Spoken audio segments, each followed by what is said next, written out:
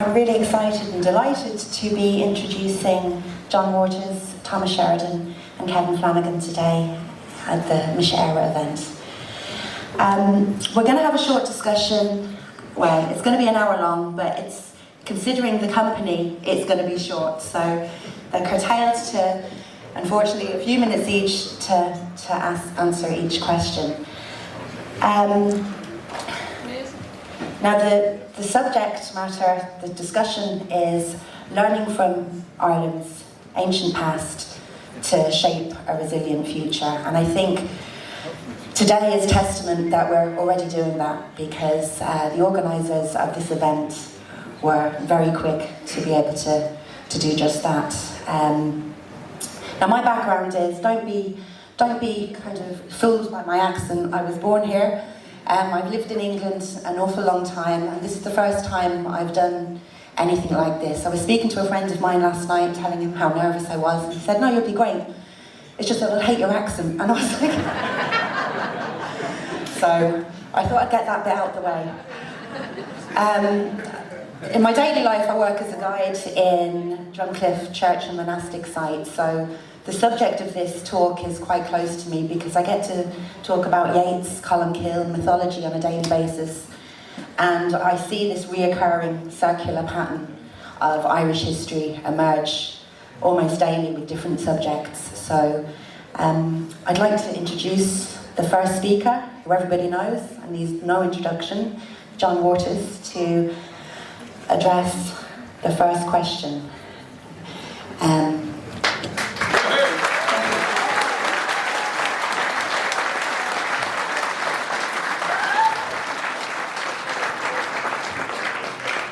Thank you, John. So, excuse me referring to my notes here, I want to get it right because I'm here with the expert.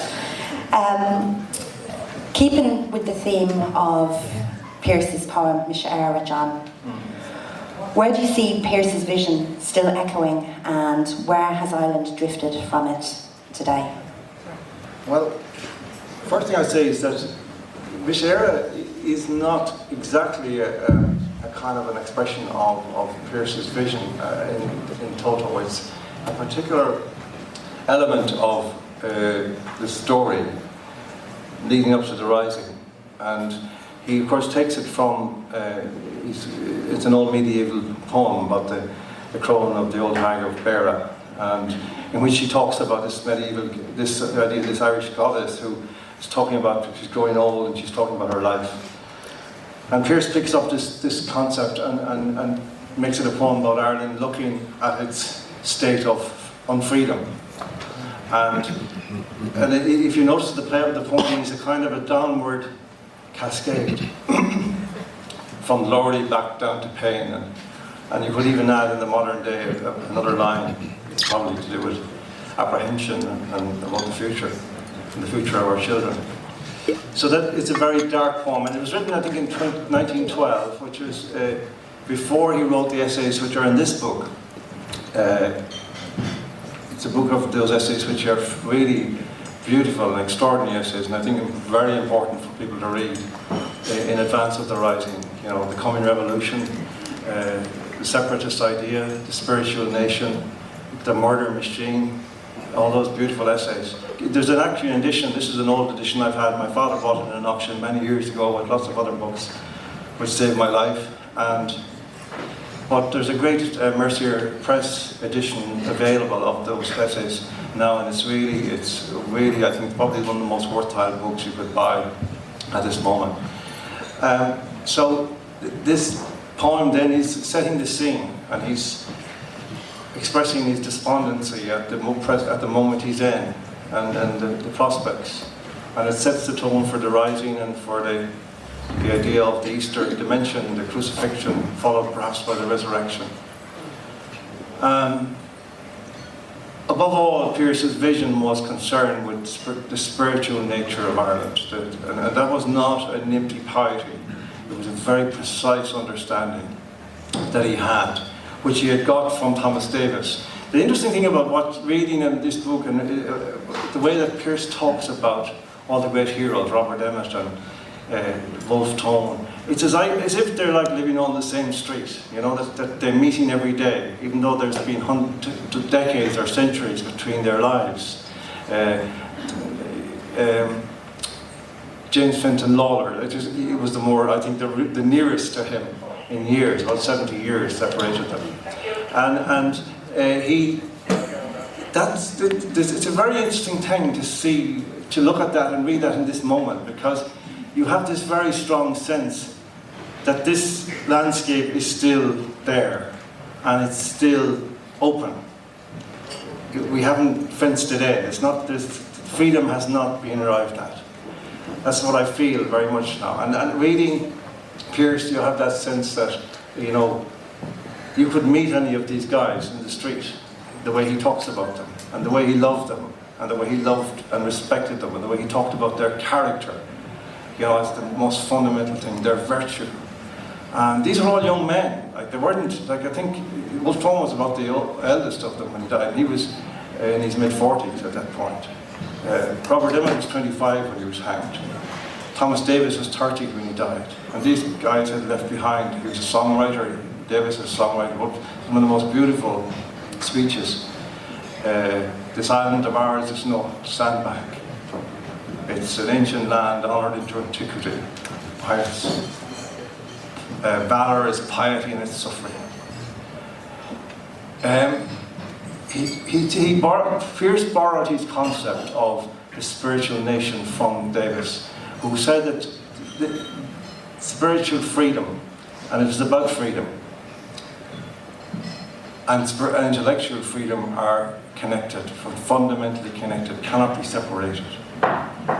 And therefore, this was when you read these speeches and these essays and read the things he cites from the different other great heroes of our history, you realise how extraordinarily brilliant these guys were, all of them. And they were young men who understood these things in their most profound way.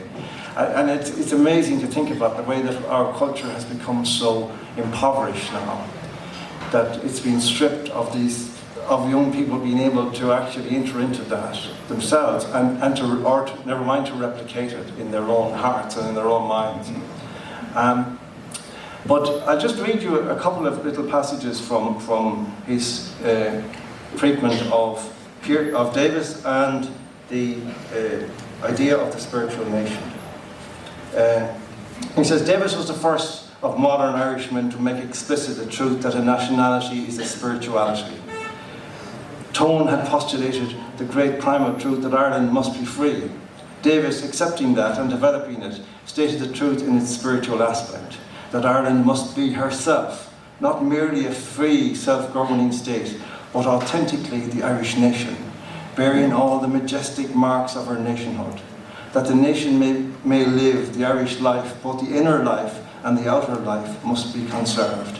Hence the language, which is the main repository of the Irish life, the folklore, the literature, the music, the art, the social customs must be conserved.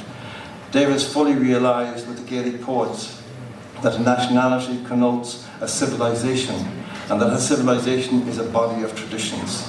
He is thus the lineal ancestor of the spiritual movement embodied in our day in the Gaelic League. Tone had set the feet of Ireland on a steep. Davis bade her in her journey remember her old honour and her old sanctity, the fame of Tara and of 𝗺𝗵𝗶𝗀. Tone is the Irish nation in action, gay and heroic and terrible. Davis stands by the nation's heart side, a faithful sentinel. And that's the tenor of Pearse's entire philosophy of Ireland, that he brings these concepts of intellectual and spiritual freedom together in a way that I think amounts to imagination, that Pearse is fundamentally about the imagination of Ireland, expanding that imagination to begin to understand what's possible and what can be accomplished, and not to place limits on that, which is essentially the religious idea most fundamentally, that, you know, I can live in the world and I can stretch myself fully in that world, and I can see to the end of time, and I can hear from the beginning of civilization and of humanity. And this is all lost in our culture because we are boxed into this, this square room in which we are told the nature of everything and expected to believe it and accept it. And this fundamentally is what Pearse's vision is about. It's not about just simply gaining ownership of our country, important and all as that is. It's actually getting to create a nation, a place, a people that can live in the world in the most amazing way, a way that perhaps has never been imagined. And that's the nature of the project I still see that is streaming out to be accomplished. That it's not a matter of simply replacing the government. God help us. You know, I mean that should be. That's like sweeping the floor before you start. You know, painting or something. So anyway, I'll leave it at that. I come back to those questions later. They're all. I've planted enough seeds, I think, to see me out for the day. Thank you very much.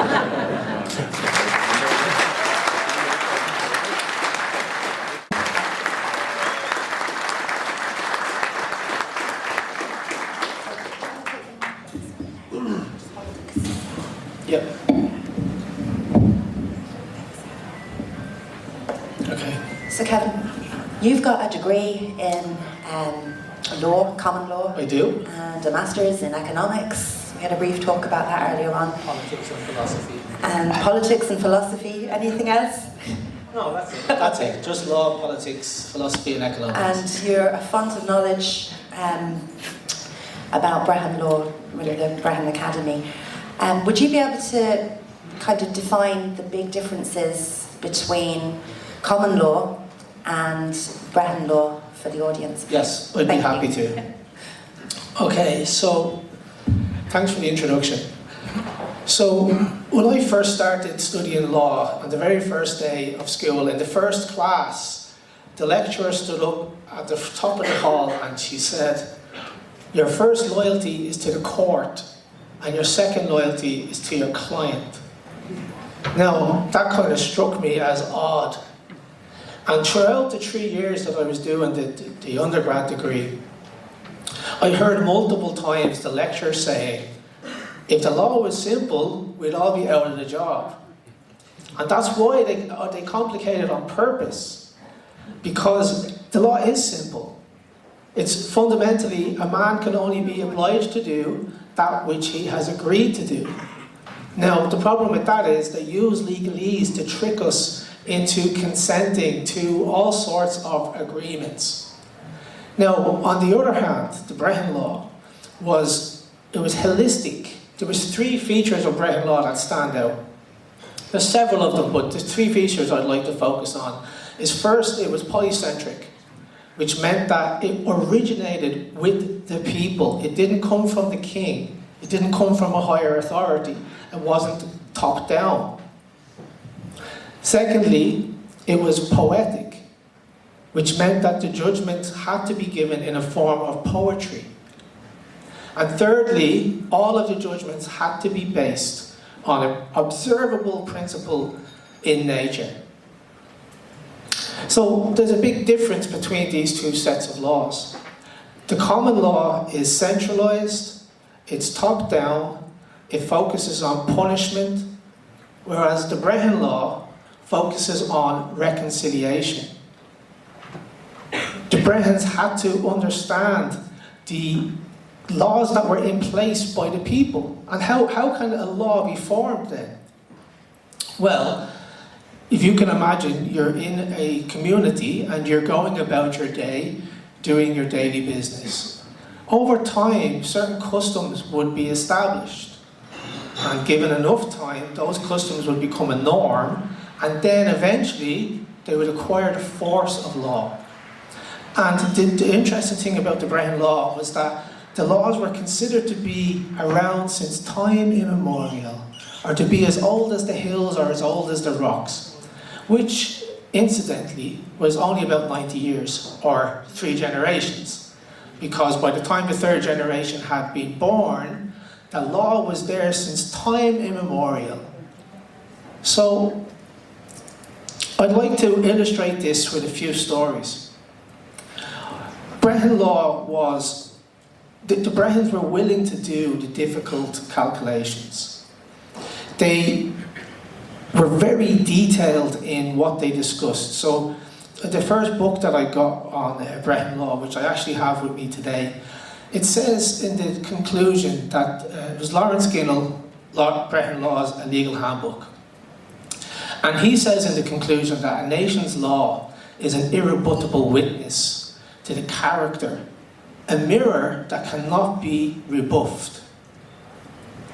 And then, writing more recently in the 1950s, Owen McNeill, who was then the professor of history at UCD, he said, I cannot think of another law in Europe that would describe in such intricate detail the daily lives of the people they concerned. So these two quotes tell us something very interesting. First, the law was aspirational. It didn't always work. It wasn't a guide for a perfect society, but they were set down in manuscripts, and previously it was oral tradition. They were set down in manuscripts to try and guide the society, to tell us what do we want to be like, who do we want to be. And secondly, they were hyper-detailed. So that's why we have manuscripts on everything, every facet of human daily life, from marriage to divorce, fosterage and inheritance, and the rights of women were very highly regarded in this. So in the common law, they didn't really have these same attitudes towards women until recently. Women were considered the property of the husband, and marital rape was okay, it was fine. And the death penalty was around up until the 1950s. On the other hand, Brehon Law was a compensatory system, so it meant that you could pay fines and that would resolve the issue. So Brehons they're not really interested in punishing anybody, they're interested in resolving the dispute to create a harmonic rebalance within the society. Now, on the rights of women, there's an ancient mythology called the 𝗺𝗵𝗶𝘀, and that tells the story of the waves of migration into Ireland. And the first group of people who came in were called the Caesareans, and that was before the flood. And then the first group who came after the Great Flood were called the Partholonians. Now, Partholon was the leader of this group, and one day he was out surveying the land of Ireland, and he left his wife, Delgnat, at home, and Delgnat succumbed to temptation. So she slept with the servant, 𝗃𝗵𝗶, who was a low-ranking kinsman, extended kinsman. But to compound that betrayal, they also drank his ale out of a golden straw. Now imagine you're Partholon, you've just been out surveying the country, and you come back in and you're really thirsty, and you sit down to drink from your golden straw, and you tasted the mouth of Delgnat and 𝗃𝗵𝗶.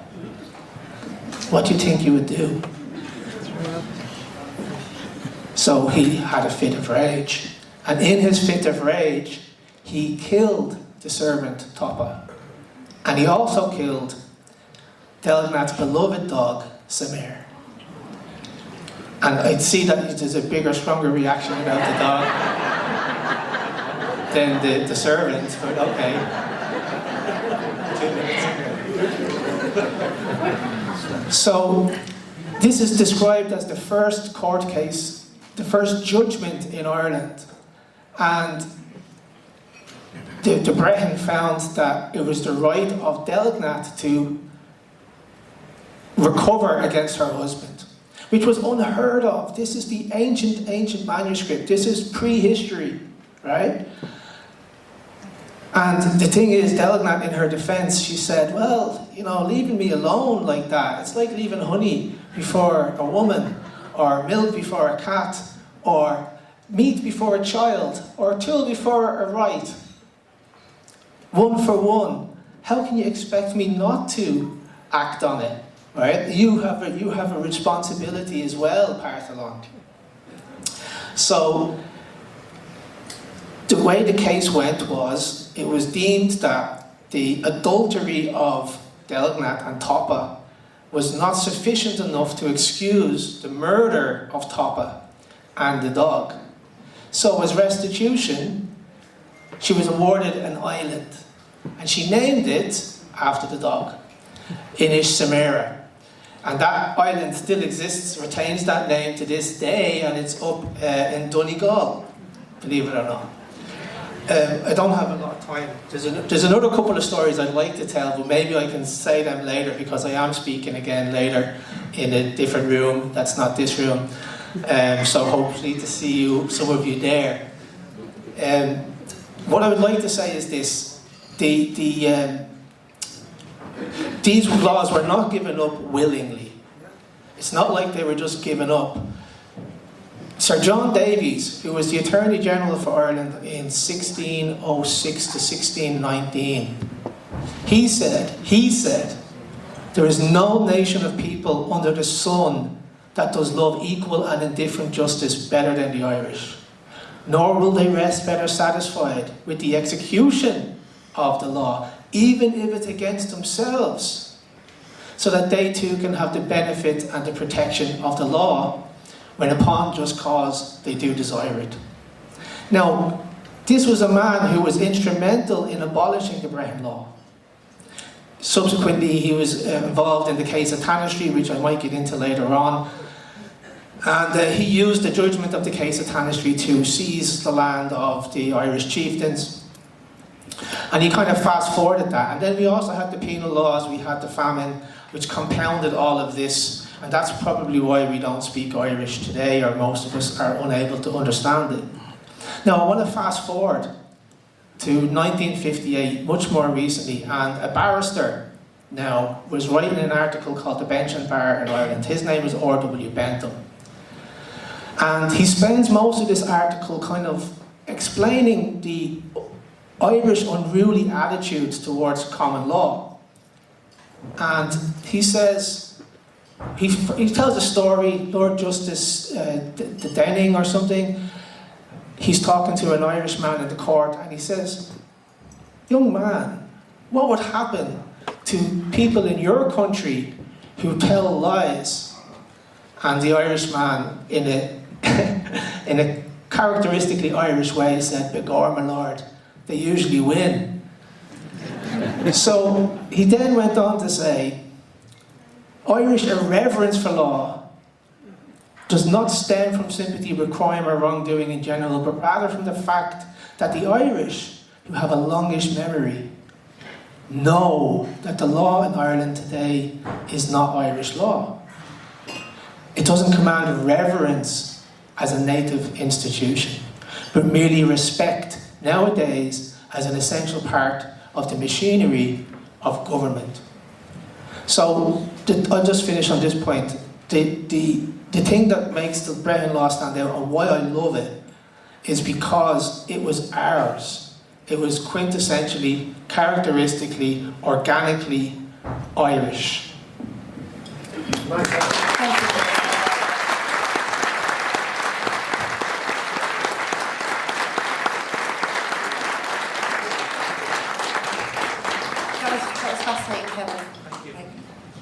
Linking into the ancestral memory, and that ties in with what Thomas is going to talk about now. Thomas Sheridan, everybody.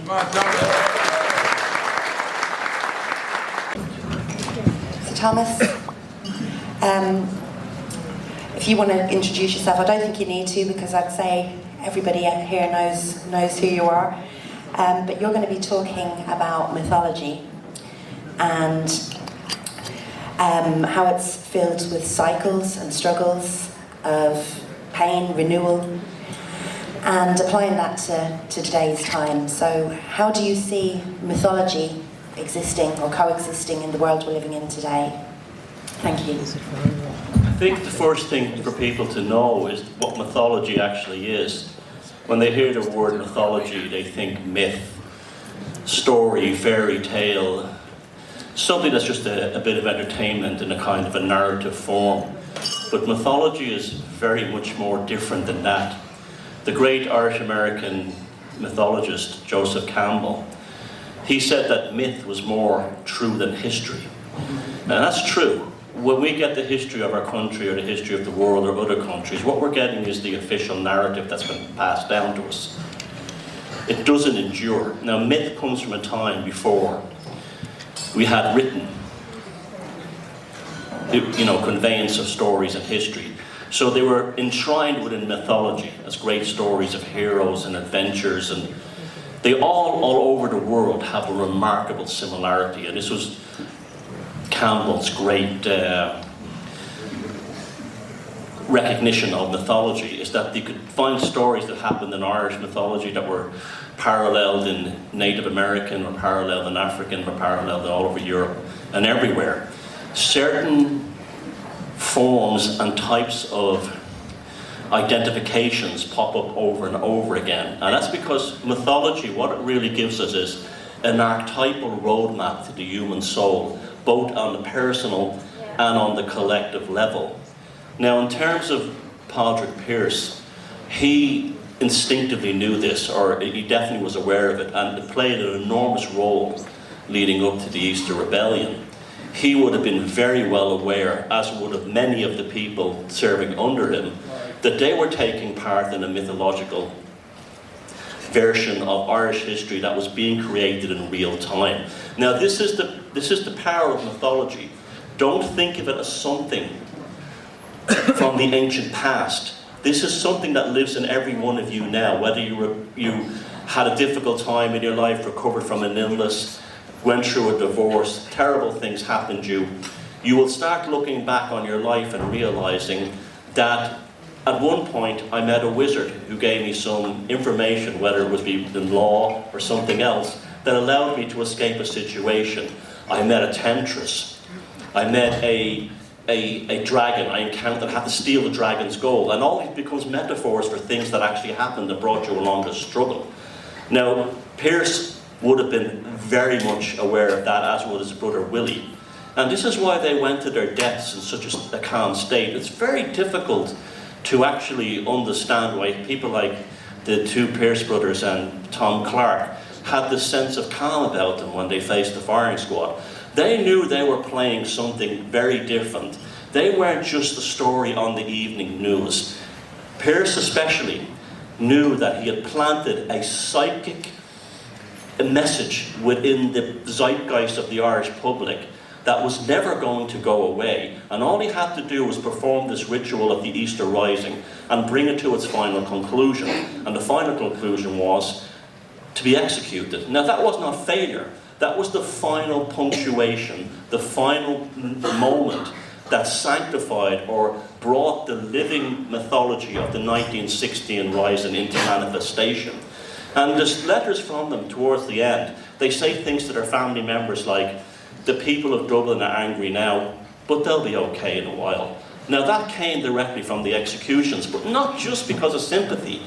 Because people, someone who might have seen his favourite pub blown up, one day he was pissed off on a Friday, might have heard that Yeats or Willie Pearse got shot. And then by the next day he would go, that's an awful thing to be shot. And then look around at the ruins of the buildings, and then the next thing you know, he has a picture of the inside of the fighting, like my grandparents had, on his living room wall in the GPO. And that was because Pearse knew this would happen. He was playing for, the 1916 event was not a military one as much as it was a mythological generating one. This was to create a new mythology for a new Ireland that was very different. We were never ever going to beat the British Empire on one-to-one military engagement, but we could win by creating a new psychic or psychological state among the Irish people. And this psychological state would then generate and manifest a tangent that would eventually lead to Michael Collins in Dublin Castle and the tricolour being raised and the Union Jack being taken down. This is a very, very powerful thing. And it's something we have to, when you get used to it and bring it into your own life, like this whole event here seems incredibly mythological to me, almost like in a supernatural sense. And there is a supernatural element to it. There's something going on. Yeah, there's the bread and butter thing of, you know, of Stephen and Suzanne had to get the place and we all had to buy tickets and all had to be sorted out and everything.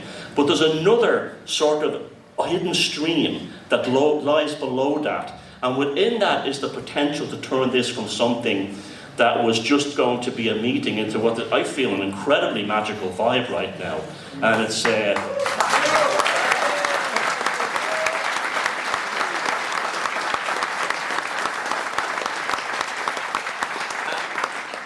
I've addressed audiences all over the world, and even much bigger ones than this, and I'm actually shaking now. And that's not because I'm nervous because I'm, you know, have stage fright. I'm nervous because I'm realizing the game that we're playing right now. And everything I'm seeing is reminding me of that. You know, so when you start to think, and I've tried to live in a mythological kind of existence in my own life. When you're having a row with the postman, it's hard, but you do try it, you know? But you try to see, like, okay, it's like what Kevin was saying with the Brehon Law. There's a different way of resolving reality. That's not directly confrontational. It's almost like a poetic unfoldment occurs. Like this event, right? The Mayfair didn't bloom, but we went to the ivy-covered tower. Now wait, I'm not finished yet. It gets better. Let me finish. What happens in a tower? Wizards do magic.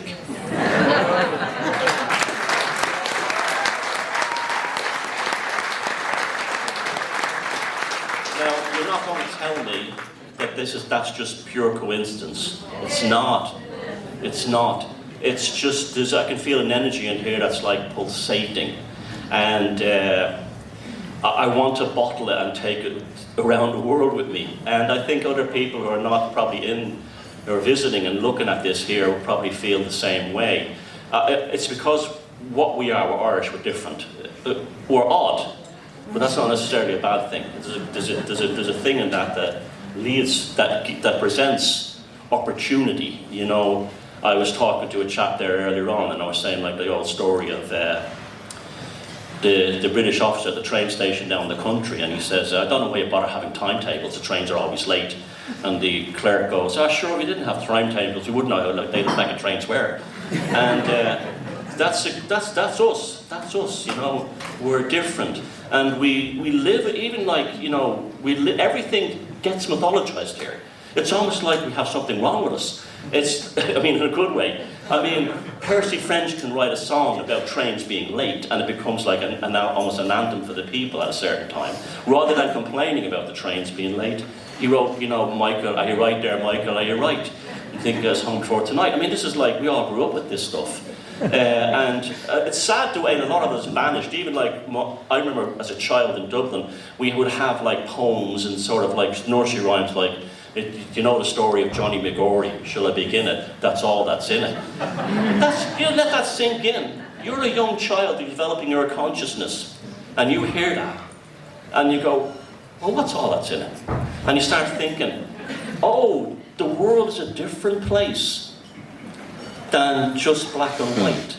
It's up to me to finish and complete the story through my conscious exploration of what's all that's in it. And I think all of us here probably have that in common, that at some point we watched in the evening the news or looked in the Irish Times or something like that and said, okay, there's a full stop at the end of this paragraph at the end of the story, but there's more to it. And we became like the 𝗺𝗵𝗶𝘀 story. Everything is then, from that point on, you're in a kind of a mythological state, you're on a quest. So when you say, okay, the evening news is rubbish, it's all propaganda, the media is rubbish, when you get out of that, what they call waking up and going and research and exploring, what you're doing is you're going on a quest. And it's actually quite a spiritual thing as well, because you will have mistakes along the way. You will listen to some person on YouTube that you might thought you were talking the right thing for a while and then realize, no, I've been led the wrong way there, it's not for me. It's all a learning process. And once you're learning, you're always winning. Because what you're doing is you're creating a comparative mythology for your conscious mind with your subconscious self. Because ultimately that's what it is. It's a dialogue between the consciousness and the subconsciousness. And the mythology for people is a dialogue between the bread and butter everyday life and the system of psychic undercurrent that guides those people. It's almost, and there's even biological reasons for it. There's things like mirror neurons. It's how people have this common understanding among each other in a tribal setting, where they can actually all think free association. Carl Jung wrote about this. And we have that too. I mean, I can go anywhere in the world and spot a paddy, and not because, the pasty face and all that stuff. I can spot them from behind. And it doesn't matter if they're wearing a 𝗵𝗵𝗶𝘀 ball gown or a GAA jersey, that's a paddy. So that's because we have a different psychic and mythological trajectory that has brought us to this point. And I could feel it in this room really growing again. And I could feel that. And this is probably what, this is what Pearse wanted. This is what he wanted. He wanted people to stop thinking in terms of, well, if we get to the parliamentary democracy, the British will all of it. He wanted to think, no, hold on a second, there has to be a different way of doing this. And what they did was they created a living mythology. And my God, did it work. It absolutely worked. And that's basically it. Thank you, Thomas.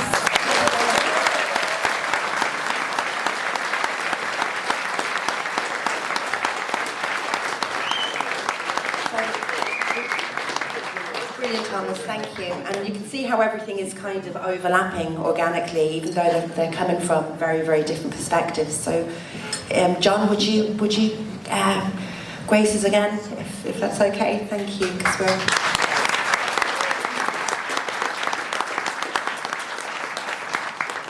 That question here for you, John. Don't worry, I'm not going to mix it up.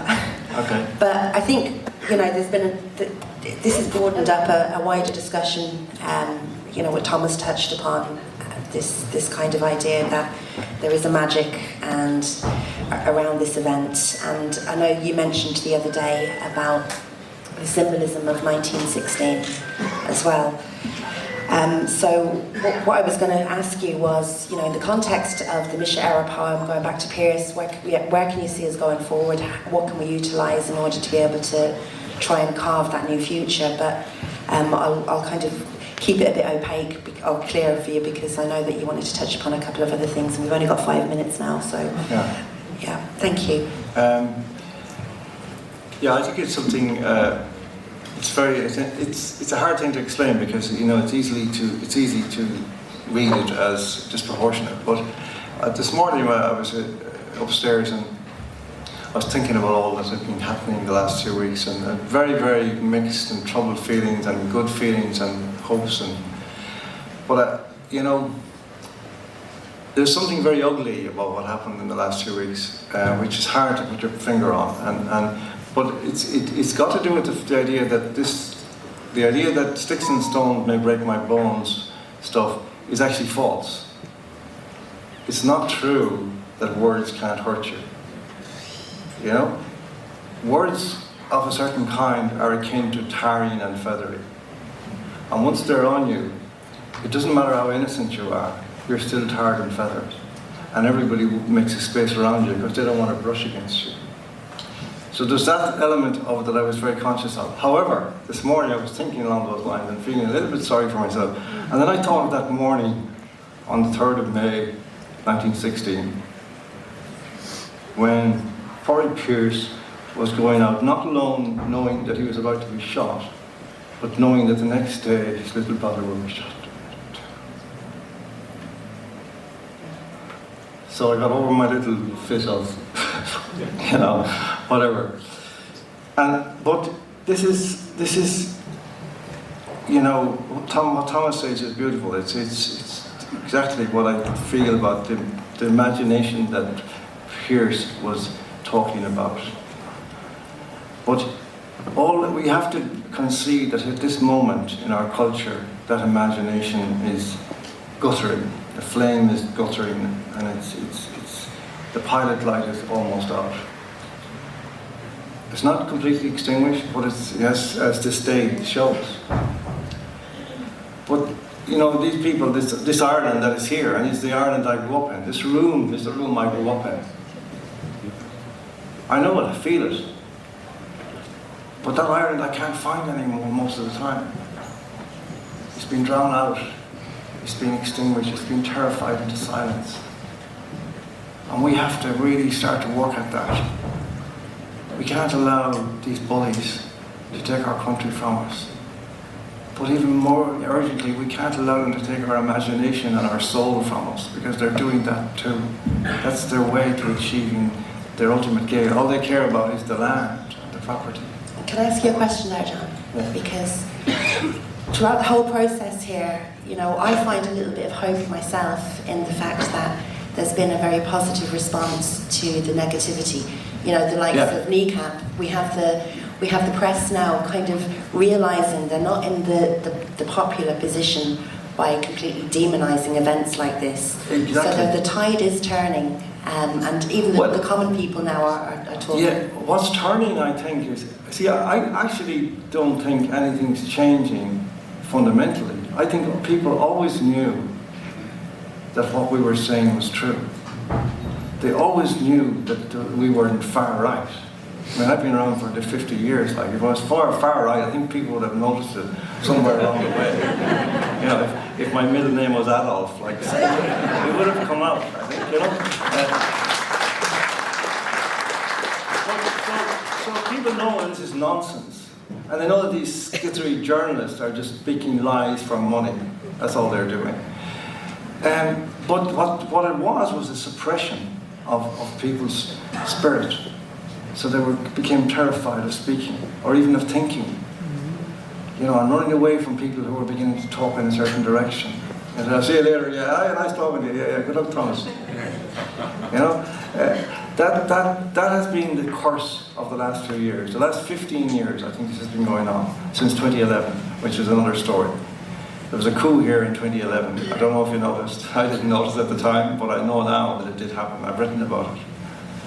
And we've had the same government ever since, essentially. They changed the names over the door every couple of days, or a couple of years, but it's the same government. And they have the same ideology and the same policy and the same outcomes. So that what's actually happening now is it's liberation of the spirit. It's been trapped, and now it's being freed. It's not that it's becoming awake in the sense of learning more information. Everybody knew all this stuff all along. They just thought it's not permitted anymore to be human. It's not permitted anymore to be Irish. You can't admit to it. People get suspicious. You know, and you know, I was talking to a lovely woman here last night about how she because some of her family are involved in this kind of thing, and how she overheard two neighbours passing the house, and one of them said to the other, "That's a fascist house." Did you ever hear anything so nonsensical? A fascist house in Ireland? Well, maybe a Sinn Féin house up there.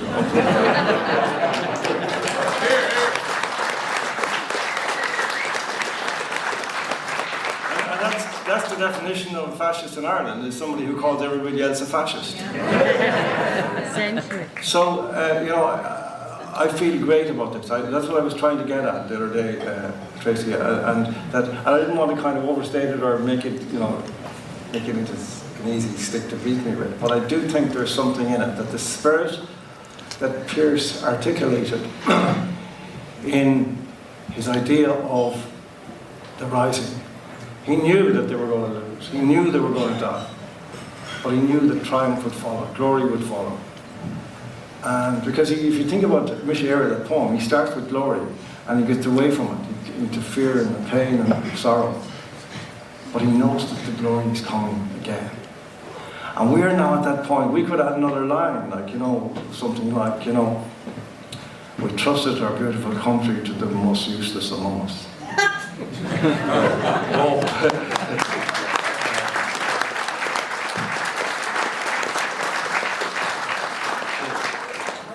Great my fear, great my fear. But you know, it's now that Pearse is a tremendous. One of the things about Pearse is, most of my life, he was demonised. From 66 onward, they started to demonise him and to parody him and And so when I went into the Irish Times in 1990, I made it a thing that every Easter I was going to write about Pearse, the truth about him, and use those essays to explain to people who he really was and what he was really saying. And so it's the most beautiful thing. The worst day in the whole of Irish history was May 3rd, 1960. Thank you, John.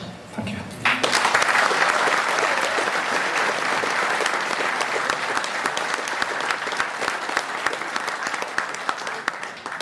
Kevin, would you come up and join us for the last question here? Thank you. Right, we've got 5 minutes between you and Thomas, so I'm sorry. Okay. My timekeeping is very bad, but you're also interesting. So Kevin, the question I have for you here is, beyond the legal framework, what can Irish people do today to revive and protect their culture, ensuring that our heritage remains a living guide, rather than something that's only left in the past? Yeah. I would say first and foremost is to remember who you are. Remember who you are. We are the final expression of a long, long line of ancestors. And that bears a bit of responsibility. I'd like to think of Irish culture and heritage, to use the metaphor that John used, as a flame or a fire. And there's periods of our history when that fire is burning very bright and brilliant and it's hot. And sometimes it's even blinding that you can't look at it. And then other periods of our history, those fire has been reduced to just smouldering embers. But so long as there's one man or woman in the country who has a love for Ireland, a love for our language, a love for our music, our love for our traditional sports, that culture can never be extinguished. So we carry that culture in our hearts, and the blood that pumps through our hearts is the blood of our ancestors. So what are you going to do about that? Will you help me will you join me in blowing on those embers? And let's make that fire burn.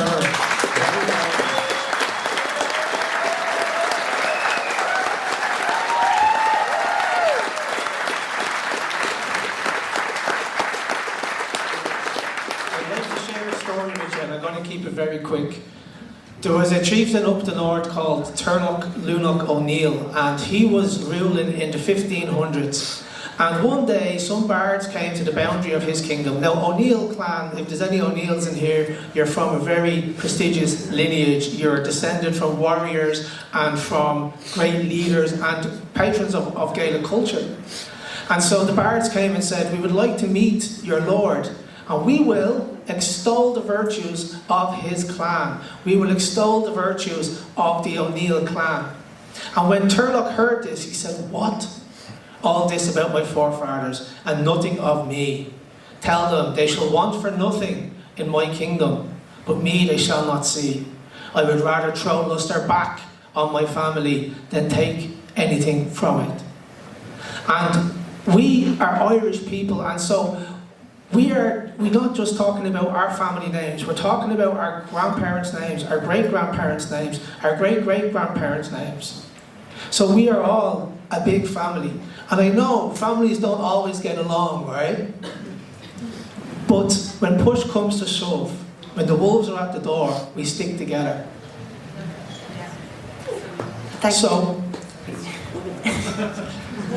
So I'm going to ask you to 𝗵𝗺𝗀𝗀𝗀, 𝗵𝗀𝗀𝗀𝗀. The wolves are at the door, so we have to stick together.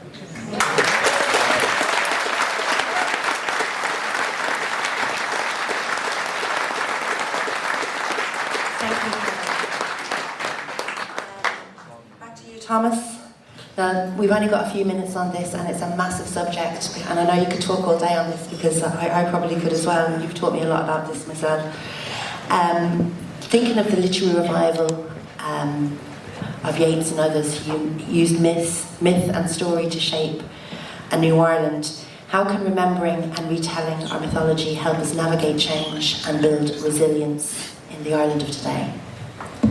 Yeah, I would be optimistic too. And I'll tell you why. We've been here before. It wasn't that long ago either. In, say, the late 1800s, like around 1870, 1880, the Irish as a species had almost vanished. This happened mainly because of the expansion of the rail system and mass communications through newspapers being delivered to every part of the country. And after a while, you would have people in rural Leitrim or rural Kerry we're having conversations about Lord so-and-so horse running in Newmarket rather than talking about an Irish event because they've been seduced by the culture from outside. There was a great economic expansion too after the famine with the building of the railways and the better building of the communications and so on. Lots of jobs in the government and the civil service. And the Irish were becoming slowly British. I mean, you talk about rebel Cork, but if you see a photograph of Cork before 1919, it was just covered in Union flags. It was famous for it actually. And when the King of England came in the early 1900s, he was a superstar. Now, what happened was there were people in Ireland who said, you know what, we're actually not being Irish anymore. And they saw what happened in Scotland. The British aristocrats had made a false sort of national identity for Scotland. They get all that thing you see about, like, you know, tossing the caber and sword dancing and all that stuff. That's all completely, and kilts with cannons on them. That's all completely made up by British aristocrats to tame the Scots. And it's not really their culture. Their culture was very similar to ours. So the Irish, great people here like Douglas Hyde and Lady Gregory, decided we better get our own real stuff here and get it out there. And so they created an amazing organisation called the Gaelic League. Now, what started as a very humble thing, we're starting from a much bigger base, and they were starting from a tiny base. The Irish language had almost completely vanished. There was no books being published in Irish. There was nothing. Irish crafts and everything were vanishing. So it wasn't just a case of them like reviving the Irish language and poetry and stuff like that. They also used to do things like put on exhibitions at the RDS in Dublin. And they would bring people from all over Ireland, whether a basket maker or a weaver or a glass blower or an ironmonger, a blacksmith, a farrier. And they would give demonstrations in the RDS to people, it would have been middle-class people in Dublin who didn't know about these things. They didn't know that, you know? And so they would see that. And then there was also great exhibitions of things like Celtic, what we call Celtic art, with the zoomorphic graphics and all the design, this graphic design. And suddenly people were like, that's ours, that's ours. And you had a revival of Irish alphabetic type styles of writing, and it started to branch into theatre, it started to branch into poems, it started to branch into every aspect of life. And it happened at a remarkably quick rate. So you talked about, like, when they started it, the regent, the sovereign, the king or queen of England was firmly on the stamps. By the time it was over, we had ancient art from Ireland on our stamps and on our money. And that didn't take long. It didn't take long at all. There was a long, hard struggle in between, but they could not put that out. Why? Because, again, back to my thing, the archetypal, mythological thing lasts better and lasts longer. It travels underneath the material, real world things. And I think that's a great inspiration to us. I mean, I'm a great believer in theories like the 100 monkeys. I know it gets poo-pooed on and things like that.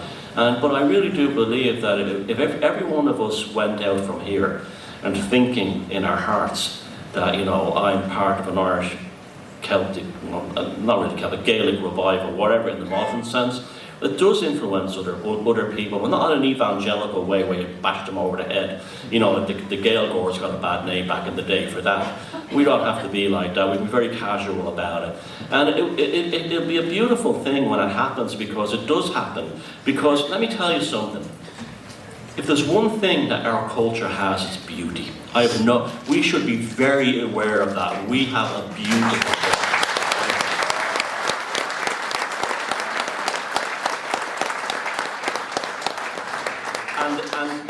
I'm talking about not just stories and poetry, but the aesthetic. We've done it all. The only thing I think we haven't really excelled in is sculpture. But we've even done well in that. There's some fantastic sculptures have been done over the years. But in terms of the visual, literary and written arts, we have that. We have that in spades. Very few other cultures in Europe have it. Now we don't sort of like go, like you look at it, I'm often envious of Italians, the way Italians like, our culture's the best of the French. And you know, I know the English would say, well, they're very boastful. No, they're right. And we have to learn to be right as well. And we have to learn to be right about that and say, well, here we are, this is what I am, that's the end of it. Isn't it lovely? Don't like it? Fair enough, go up and do something else. And you will find that what happens is, in my lifetime, I was born in the mid-60s, there has been a war on beauty. I watched my city being demolished, my hometown Dublin, and replaced with appalling boxes.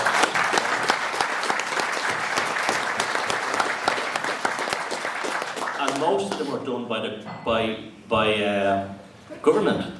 Dublin Corporation demolished Wood Quay. Underneath they found the largest Viking city in the world, and then they built 2 pillboxes on top of it. This is where the vandalism happens. There's a war, they're using ugliness, but always, always, always beauty will come to the fore. Why? Because one of the principles of the Brehon laws that Kevin said, it's in accordance with nature and natural law. And they can do anything they want, but if you have a beautiful aesthetic, culture, sense of self, and it's in accordance with a natural thing, remember the Celtic art is flowing. It flows with nature. Where does the word affluence? The word affluence comes from a French word, affluer. It means to flow. And we have a great affluence of culture. And all we have to do is turn that trickle into a torrent just by giving it life. Thank you.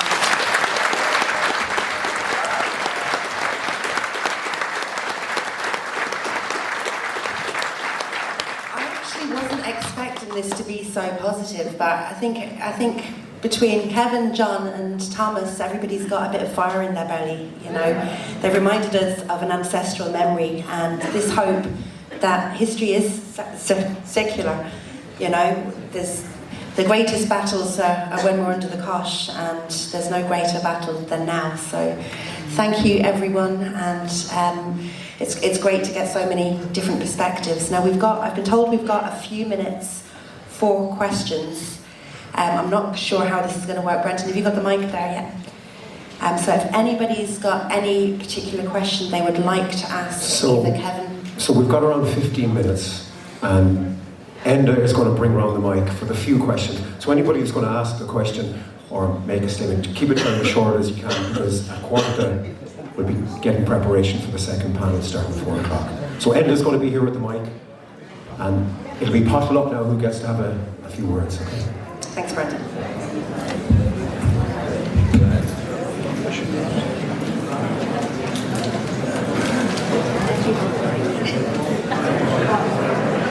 I absolutely hate bikes, but anyway, John, I know what he called, I love watching these all guys, but one of the things I was wondering is, do you watch Neil Oliver? I think one of the very important podcasts that he done was that about the globalist agenda and how Ireland was being used as a guinea pig by von der Leyen and her colleagues to roll out a country that's known for loving its nationality, loving its culture, and they thought if they could turn the Irish and get them into their woke culture type scenario, that they could roll this out across the rest of the world, in Europe at least.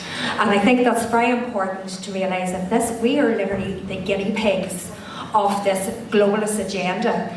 So this is bigger than just Ireland and its culture. And New Zealand was the other country that he remarked on as well, and I think that's very important. So, and just to point out, and I think it's a sad part of this, because as I'm sure you can tell from the north, what he called, I can see that there's a division between Palestine and those supporting Ireland, obviously, on the streets and some of the protests, which is quite sad, because the reality is Palestine and Gaza also is a guinea pig for the globalists, because both surveillance that Israeli countries control and have their billion-dollar contracts with Google, and also the military contracts is worth 2.3 trillion. Again, Israel is one of the leaders in the world. So again, it's been used as a guinea pig for the world and we're being used by Wonderland as a guinea pig for Europe. So stop the globalist agenda, please. Is there a question in there? Any other questions? Is it a question? This is great to see. Now I have an American accent, as you'll hear as I'm talking, but I was born in Belfast. Due to the Troubles, my family immigrated. We've been back in Ireland 25 years. I would just like to know, does this include the North? And where was all this passion during the partition? I mean, we obviously still have partition, but in the North you can feel sort of like abandoned. So when you're speaking about Irish culture, it's like, where was this? Where was this movement? Where was this claim all throughout the Troubles? Can I answer that really quickly? Growing up in those formative years, I can tell you there was a desperate pain and sadness down here. Even as a young kid in the 70s, I felt it. The problem was we were afraid of you. I don't mean that in a negative way, but you were like the White Walkers to us, over the border. No, I'm serious, it was like that. There was I'm not saying you are, but I'm saying we were raised in such a way that they're dangerous up north. You know, and that was put into our kind of, and then you see all the thing about the bombs and everything. So it wasn't that you were abandoned. It was just people were genuinely, the propaganda that exists now on RT existed then. We had Section 31. They weren't even allowed to say anything. And for years I was, and also there was also where I grew up there were intimidating factions that tried to make it take one side, and I didn't want that. My attitude was that it was not that, you're right, we let you down. We did, absolutely. But this time we won't, okay? But it won't be political, it'll be cultural. Remember that.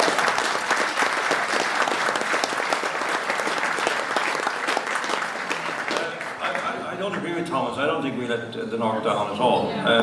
I think, I remember in the wake of Bloody Sunday, as kids, we were out on the streets collecting money to send up to a guy called Ivan Cooper to help the people of Derry and all that. And I don't know where he spent it on, but I don't think many people of Derry got much of it. But that's kind of beside the point. The point was that at a certain point, very early on, the provisional IRA started to get dirty.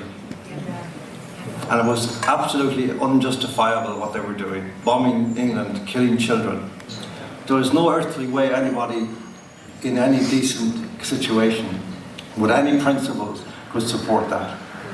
And now, I, as a journalist, despite that, went out on a limb to give space to Sinn Féin, to interview people like Gerry Adams and Martin McGuinness when nobody else would, and to write explaining their position in the course of the negotiations. I did that for many years.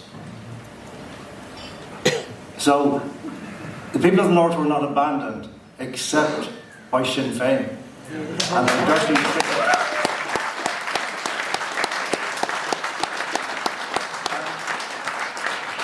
And for that reason, you know, and then, what did they do? Sinn Féin, the day the whole thing was sorted out, they went globalist. They abandoned the Irish nation and the Irish people.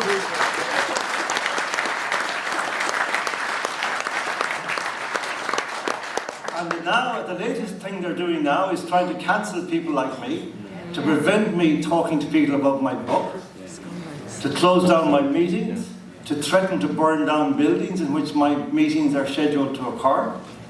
They're still there. They're still doing the same thing. So I'm afraid, you know, the people of the North, if they have a grievance, they need to look inward, and they'll find the real devil.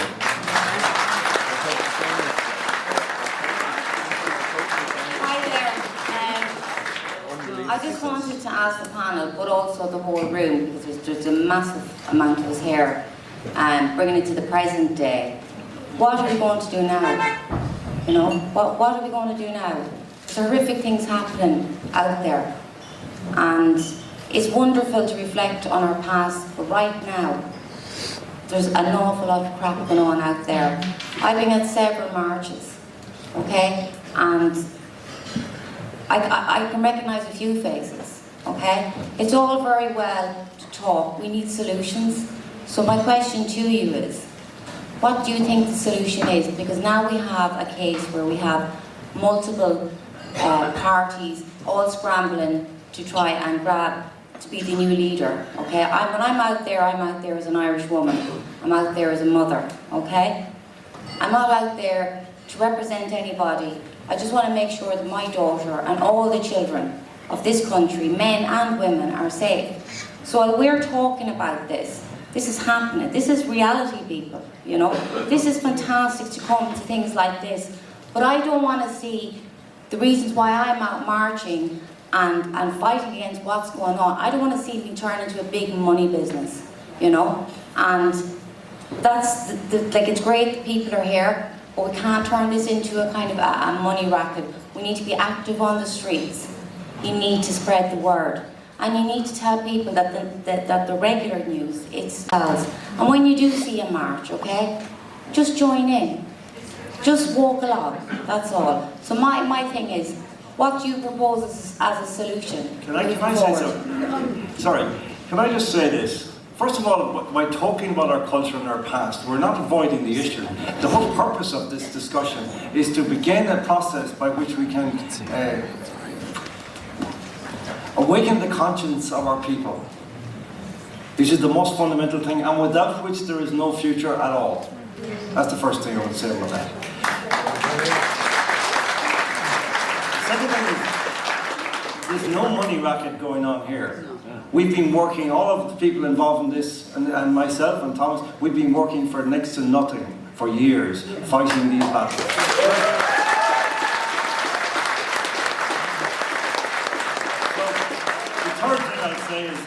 The third thing is, have I got a positive solution? No, I do not. Because I did not create this problem. Why should we, the people who have been seeking to stop this for years, be the ones who must come up with a solution? The solution is in the hearts of the people. And we need to light that flame in each heart, so that together the people of Ireland will demand their country back from these criminals.